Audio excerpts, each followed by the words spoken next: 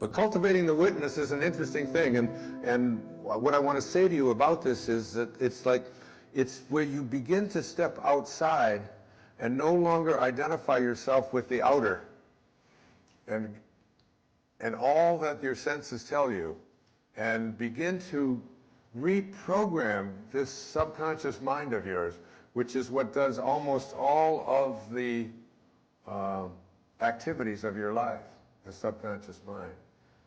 You know, your conscious mind thinks about things, like when you're learning to drive, it says, you know, put the foot on the brake and then slow it down and turn this and slow it and do this and, you know, put your signal on and endless kinds of things that go through the conscious mind until ultimately the subconscious mind gets all of the suggestions, and then you drive. Your subconscious mind takes you where you want to go. You see a red light, you stop. You don't say, red, right foot, better put it on the brake, better slow. You don't do any of that. Like even you sitting, all of you sitting right here in this room.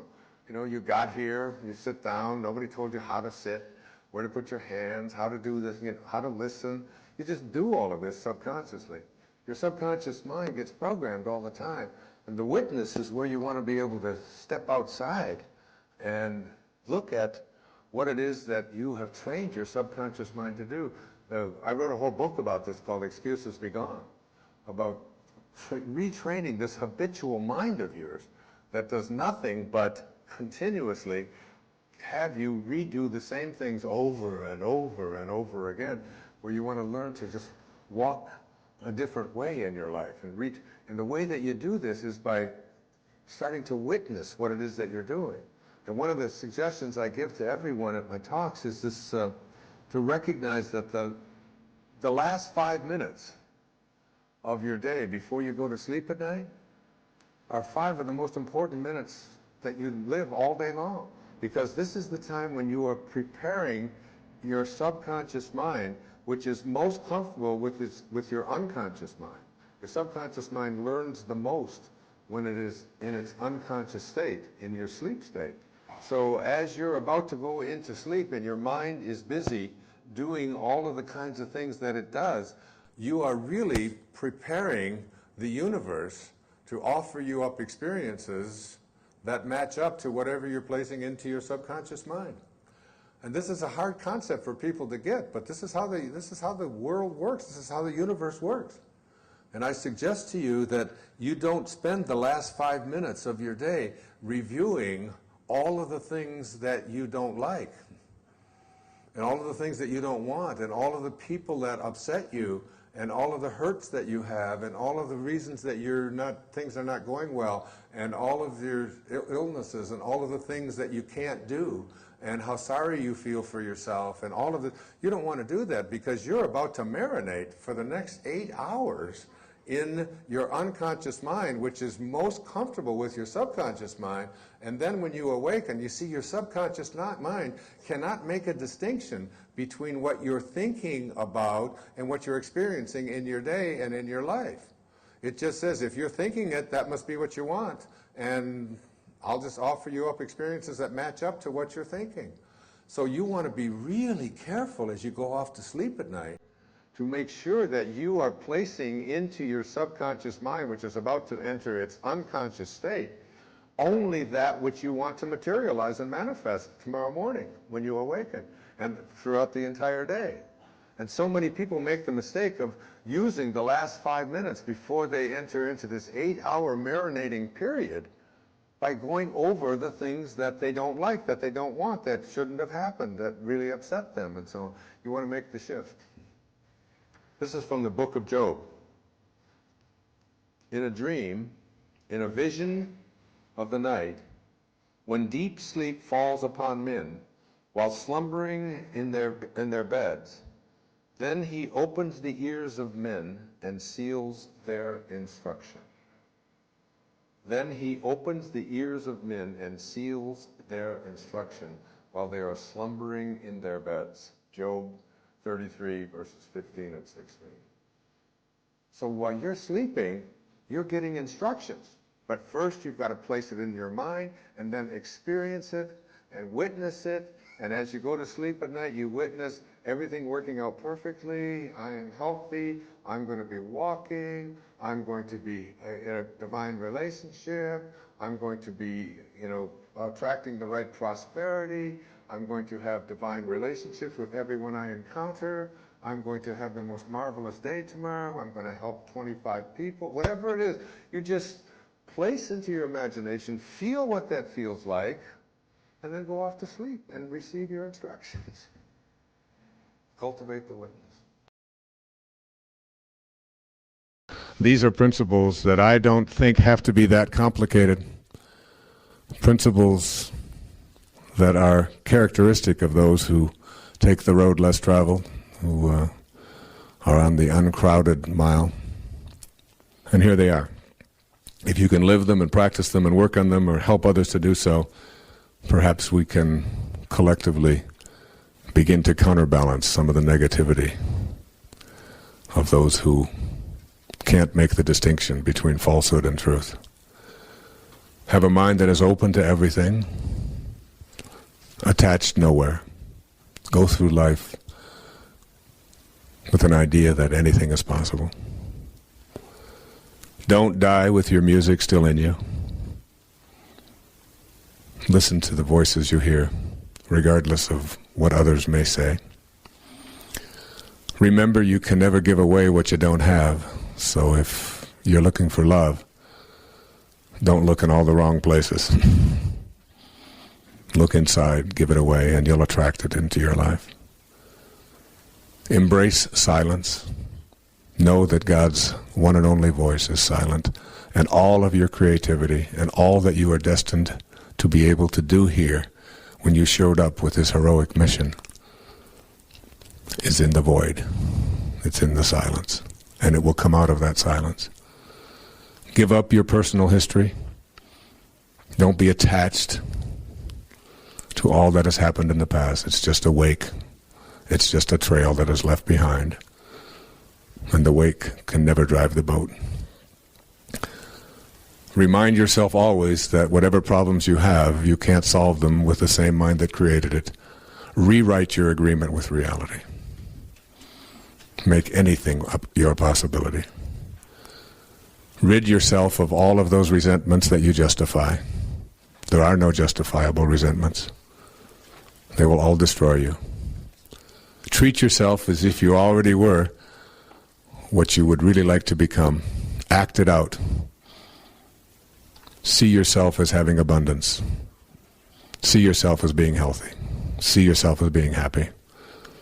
See yourself playing that trumpet, and you won't be able to do anything else. Treasure your divinity. God doesn't make any junk. And finally, remind yourself that to be wise is to avoid all thoughts which weaken you. And every thought you have does one or the other, will either weaken or strengthen you. I think of those who don't recognize this great power, this force that is in everything and everyone, that opens the flowers and allows the butterflies to flap their wings, and who thinks it's all some great big accident. I love this story of the Buddha. And the Buddha is traveling, and everywhere he travels, he encounters criticism and hate and disrespect from all of these people who have done nothing but choose to see if they can bring him down. And always he responds with peace. Always he responds with love. And after 3 or 4 days of seeing these people continuously harassing him and ridiculing him and finding fault with him and being ugly and so on, his devotees say, how can you do that? After 3 days of nothing but receiving that kind of energy, you still always have love. And the Buddha answered his question with a question. He said, if someone offers you a gift and you do not accept that gift, to whom does the gift belong? And what he's saying is, if someone offers you a gift of their negativity, of their lower energy, of their criticism, of their hatred or whatever, and you simply don't accept it, who owns it? And if they own it and it's theirs, why would you allow yourself to be upset, depressed, stressed, hurt, by something that is owned elsewhere. That's all you have to remind yourself of.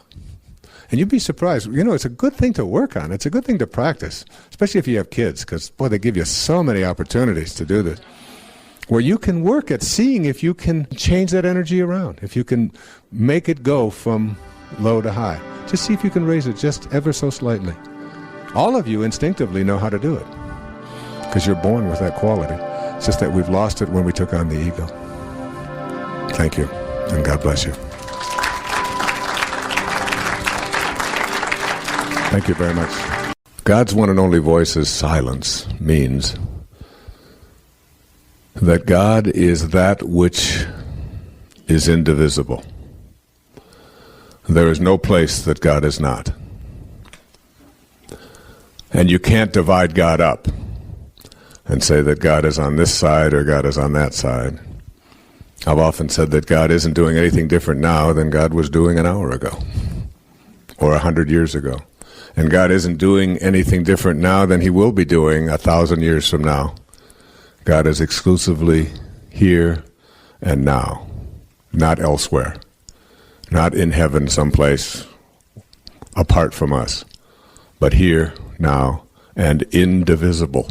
And the word indivisible is very important, because that which is everywhere and cannot be separated or carved up is something that we have a great deal of difficulty in the world of the physical form experiencing and understanding. Because our world, the world of you listening here, is a world of dichotomies. It's a world of paradoxes. We divide everything up. And dichotomies are just our way of being. We divide everything in the world up. The only reason we know that something called darkness exists is because of light. If there was nothing called light, we wouldn't know anything called darkness. The only reason we have a concept called up is because we have something of its reverse called down. You've never seen a person with a front who doesn't have a back. You've never seen a person with an outside who doesn't have an inside. We divide everything. Everything is in the world of the divisible. In the Bhagavad Gita, it speaks about transcending the dichotomies, figuring out a way to get past the up-down, the male-female, the good-bad, the right-wrong, the old, the new, the alive and the dead. Everything has its dichotomy. You can always find its opposites. In fact, that's how the symbolism of language is created, through having opposites. We don't know about oneness in the physical world. Everything has its counterpart, its dichotomy, except for silence. Silence is the only experience that is the same as God. It is indivisible. You take silence, and we'll have some right now, and now let's just cut that in half. And what do we have? More silence. Let's take what we've cut in half and cut it in half again and again. And endlessly you attempt to divide into a dichotomy, silence, but you can never do it, because silence is indivisible. And silence is God's one and only voice. When you go into silence, you go into the place where you make conscious contact with God, whatever it is that God means to you. You make conscious contact with that omnipotent, omniscient force in the world, that omnipresence of God. And the reason I say that it's not crowded along the extra mile is because the mile that most people are on is a very, very noisy mile. And I encourage young people to become more comfortable with silence. We live in a world of bulldozers and leaf blowers and trucks that make endless amounts of noise and chatter and constantly. I have a home, a place a retreat that I go to frequently on Maui. And oftentimes I will walk in the morning and they're in a big building project in Maui. And I'll go past one building after another and start to count the noisemakers as all of these machines and all of these people who are trying to make the place look so pristine and so beautiful and so landscaped, instead of just letting it grow, just letting it be. Silence and God are one because you can't divide either one of them, okay? So that going to silence as frequently as you can and understanding that out of silence, everything is created. The words that you are listening to right now as I speak emerge from silence. That silence is the source.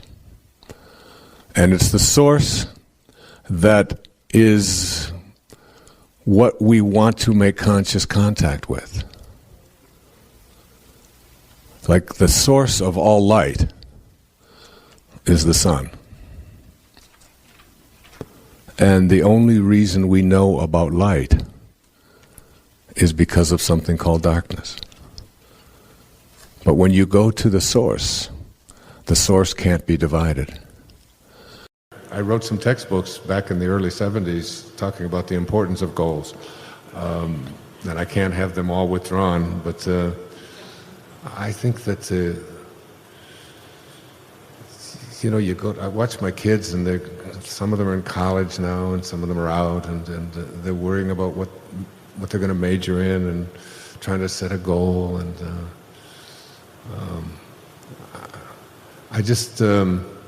I tell them just to try to just enjoy every single moment, and just let yourself be guided. I think it's great advice for parenting. It's just guide, then just step aside and recognize that all of us have the anchor of the universe located within us. That's what Lao Tzu said. It's in every single one of us. And let yourself be swept with it. Let yourself be taken by it, rather than getting your individual ego in there saying, well, this is what I'm going to do. And it's like Arthur Miller, the great playwright, he was asked a question at an interview with the New York Times. He was 91 years old, and they said to him, are you working on another play? And he said, I don't know. He said, but I probably am. And I understood exactly what he meant. I mean, I just finished writing a book that I put a year of my life into, This Wish is Fulfilled. And last night, I called the president of Hay House, my best friend, Reed Tracy, and I said, there's an idea germinating inside of me that I think will ultimately become a book. I don't know even quite, I just know it's starting to excite me. And I've often been called the father of motivation all over the world. They've got this title they put next to me, and I always say, if I have to be the father of anything other than the 8 children that I have, I would choose to be the father of inspiration, because I think it's the reverse of motivation. Motivation is when you get a hold of an idea and you take it where you believe that you can take it with your goals, and any obstacles that come along, you're going to plow through them, you're going to make this thing happen. And that's motivation. You get a hold of an idea. Inspiration is an idea gets a hold of you, and it takes you where you were intended to go even before you were ever conceived. I can't imagine you as a little boy in Germany were thinking about, being one of the most famous authors in the world. I mean, and how it all comes about, and what's going to come next for you. And like you said, I don't even know what words are going to come out next. It's for me, it's just being completely immersed in the now and surrendering, just like turning it over. That's just what I do. I turn it over. And the most amazing things happen when you turn it over. That's when God comes into your life. That's what Carl Jung called synchronicity. You have almost like a collaboration with fate. You're letting it all unfold. In the midst of your writing, I don't know if it happens for you, but there'll be something I'm not sure or whatever, and all of a sudden I'll go to the mail or somebody will pick up the phone and it'll be right there. And it's like, after a while you start to almost count on it. You start to realize that you don't have to do anything. You can just let it come to you. Yes. So I don't think you can be totally free of goals. Like, I have to go to the bathroom. So I'm going to have a goal to go to the toilet, So I don't think I can get totally out of that goal place. But by and large in my life, I just let it be. I think the Beatles had it right. When you find yourself in times of trouble, Mother Mary comes to me, speaking words of wisdom, let it be, let it be, let it be, let it be, let it be. There will come an answer, let it be. I don't know, that's my theme.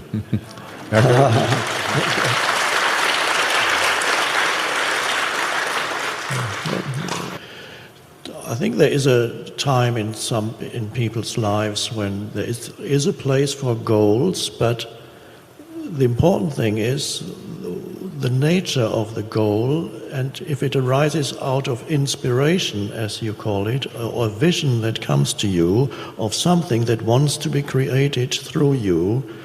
It could be a book. When the Power of Now came to me, I felt this urge suddenly of writing. I bought a yellow notepad and began writing the first line, and at that moment I knew it's a book, and I knew what it was about, and it was very different from the kind of casual writing I had done before over the years, sometimes after sitting with people in having a session, counseling sessions, doing meditation with small groups. I would sometimes say things and then later I would write them down because that was new to me too, but I said things that I didn't know before they came out. So that was a more casual writing, and then suddenly an energy stream came of a very different, more empowered kind of writing, and from the very first moment I knew it's a book. So in that sense, one could say I suddenly had the vision of writing a book, one could say. As one could say, I had a goal of producing a book. But it wasn't something that came as with a promise of delivering some kind of personal fulfillment to me in any way, that I can become famous through that, or I can make money through that, or I can become powerful through that, people are going to listen to me. All these could have been motivations for writing a book, but it was more like something, a realization of something that wants to come into being, and then you help it along, you go with it, you become a channel through which that wants to come into being, comes into being. Love is the truest antidote to fear and doubt. When you feel unconditional love for yourself as a divine creation who is here with a purpose, you release all doubt and fear concerning yourself and your place in the world. Therefore, when you experience a moment of fear and doubt, give yourself a portion of mental love and remind yourself that you are a holy creation. As you practice sending yourself love, that becomes what you have to give away. And it is also true that the more love you contain, the less room you have for the energy of fear and doubt. The banishment of doubt from your life forever will put you in touch with a mysterious power that previously had been obscured. I encourage you to let go of the doubt that you were so carefully nurtured on and let in a new knowing. The famous Native American Sitting Bull described this power in the following words. He says, "Behold, my brothers, the spring has come. The earth has received the embraces of the sun, and we shall soon see the results of that love. Every seed is awakened, and so has all animal life. It is through this mysterious power that we too have our being." Notice that Sitting Bull refers to this power as love. That love within all things is also within you. Send doubt out of your consciousness and welcome knowing. This first key to higher awareness is also spoken of in the Bible, in Deuteronomy 30, verse 14.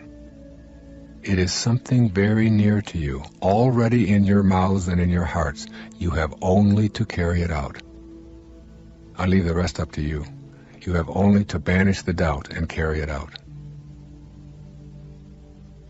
Banishing the doubt is the first of the 4 keys to higher awareness. The second is called cultivating the witness. There are many benefits from assuming this witness stance. I ask you to shift your self-perception and cultivate a higher aspect of yourself known as the compassionate witness. Rather than think of yourself as a human being who has thoughts, feelings, and behaviors, begin practicing stepping outside of yourself. So what does it mean to be the witness? Take a moment to reflect on how you view yourself. As you do this, think of what you might mean if you said, "I was thinking to myself." You'll find that the phrase implies that there are 2 people rather than one. One person is the I doing the thinking. The other person is the self receiving the thinker's thoughts. The I is talking to the self, which, when you really examine your inner dialogue, you know you do hundreds of times each day. When you cultivate the witness, you remove yourself from both the I and the self position. Here, from an invisible space outside of your physical body, the witness is detached from your emotions and feelings and behaviors. Here, the witness lovingly watches your entire life transpire. So why become the witness? In my world, nothing ever goes wrong. These words were spoken by Nisargadatta Maharaj in response to an interviewer who, in exasperation, asked Maharaj to talk about the problems in his life. It is for me the single most powerful affirmation I have ever heard. I use it every day of my life, and I have it posted strategically in my office as a daily reminder of its supreme value in my life. In my world, nothing ever goes wrong. Within all of us is the eternal, changeless dimension of our higher spiritual selves. This is the invisible I that talks to the physical self. This is the thinker of the thought. This compassionate observer is not revealed with scientific instruments and doesn't appear on autopsy reports. When you are genuinely able to live in that spiritual domain of the witness, then nothing goes wrong, because wrong is not possible for the witness. It is all in order. Nothing is questioned from that perspective. It is like being able to live in heaven, where eternity and the soul are, at the same time that you are within the physical body. But in this space, the body is not the focal point of existence. I am not suggesting that you need to sit in an ashram and discard all of your physical possessions in order to find this key to higher awareness, although that certainly is a possibility. Instead, I want you to consider how these words of nothing ever going wrong, of having no problems, and of living in a world of the changeless apply to your spiritual awakening. There is so much to learn from these ideas. Cultivating the witness will put you on the path where your higher, sacred self begins to influence your physical, ego self instead of the other way around. As Nisargadatta Maharaj puts it, give it your full attention. Examine it with loving care, and you will discover heights and depths of being which you did not dream of, engrossed as you are in your puny image of yourself. These are startling words describing the power and the value of cultivating the witness. The ordinary way of attachment and suffering can be changed when you learn to access and cultivate the witness attitude of detachment and observation.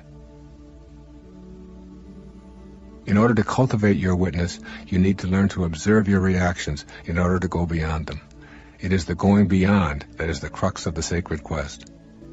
True awareness is a state of pure witnessing, without any attempt to fix or change that which is being witnessed. It is a kind of non-judgmental love that, by itself, is healing. Even if what you observe is sickness or infirmity, the compassionate witness notes the trouble spots and observes them with unconditional love. The absence of judgment in the act of observation itself contributes the appropriate energy of love that the situation needs. The more you can practice witnessing in this way, the more you will find that the mere act of non-judgmental witnessing will keep your life moving on its sacred quest. The mechanics of creation are such that where you place your loving attention and maintain it is where the wave begins making the shift from nowhere to now here.